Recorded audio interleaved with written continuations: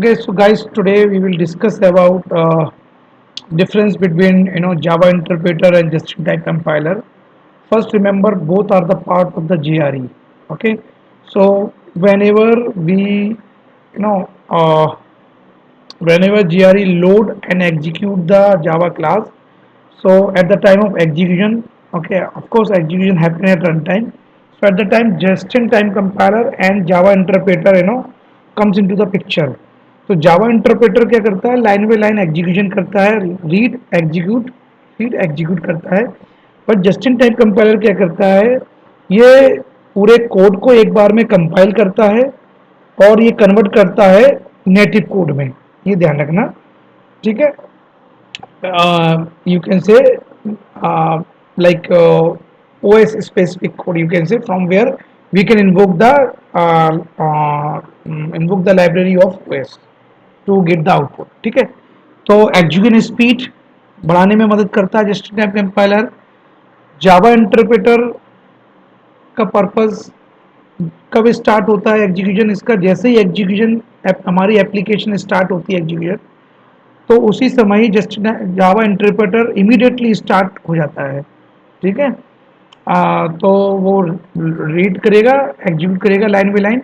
लेकिन just in time compiler immediate start नहीं होता. जैसे हमारी एप्लीकेशन का एग्जीक्यूशन स्टार्ट हुआ तो immediately just in time compiler execution start नहीं करता है अपना. वो क्या करता है, पहले एनालाइज करेगा कोड को. ठीक है.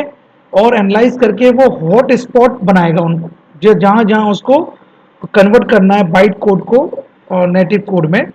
तो वो हॉट स्पॉट बनाएगा और फिर हॉट स्पॉट बनाने के बाद वो उनको कंपाइल करेगा एडवांस में. साथ में ये क्या करता है, क्योंकि हॉट स्पॉट का मतलब मैं आपको ये बता रहा हूँ, जैसे मान लो कोई मेथड है और मेथड के अंदर कोई लूप एनकाउंटर हुआ है और लूप क्या कर रहा है, मान लो कुछ some of the piece of code inside the loop is there. तो वो थाउजेंड्स टाइम अगर कोड एग्जीक्यूट होना है तो वहाँ पर इंटरप्रेटर नहीं, उस एरिया को हॉट स्पॉट रिकॉग्नाइज किया जाएगा और जस्ट टाइप कंपाइलर उस एरिया को क्या करेगा, कंपाइल करेगा एक बार में. ठीक है. तो इसी तरह के हॉट स्पॉट वो पूरी बाइट कोड में देखता है, डॉट क्लास फाइल के अंदर जहाँ जहाँ भी हॉट स्पॉट उसको मिलते हैं वो उसको पहले रिकॉग्नाइज करता है, एनालाइज करता है, फिर उसको वो क्या करता है, कंपाइल करेगा एक बार में ही. ठीक है. नेटिव कोड में byte code will be converted into the native code. ठीक है. साथ में क्या करता है, फिर वो साथ में ही वो कोड कैसे का भी यूज करता है जस्ट टाइम कंपाइलर, जिससे दोबारा अगर जरूरत पड़ती है तो दोबारा उस कोड को वो रीयूज कर ले. ओके.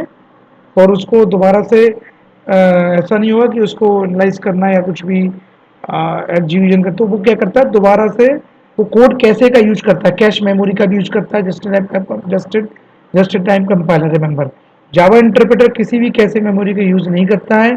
ठीक है. वो रीड एग्जीक्यूट करता है. ठीक है. तो जस्ट टाइम कंपाइलर क्या करता है, एक पहले एनालाइज करेगा कोड को और एक बार में ही कोड को कंपाइल करेगा और कन्वर्ट करता है इस प्रोसेस में वो बाइट कोड को, converting byte code into native code. ठीक है. So it is increasing the execution speed. Okay. And it also use the code कैसे फॉर फ्यूचर पर्पस. तो रीयूज करता है फिर जो कोड कैसे में, अगर उसने कुछ कोड अगर है उसके पास कोड कैसे के अंदर, कैसे मेमोरी के अंदर, तो it will reuse that one. Okay. So thank you. This was the main you can say difference between the Java interpreter and just-in-time compiler. So ये both क्या है, GRE के पार्ट होते हैं, ये ध्यान रखना आप. ठीक है. तो thank you guys, thank you so much.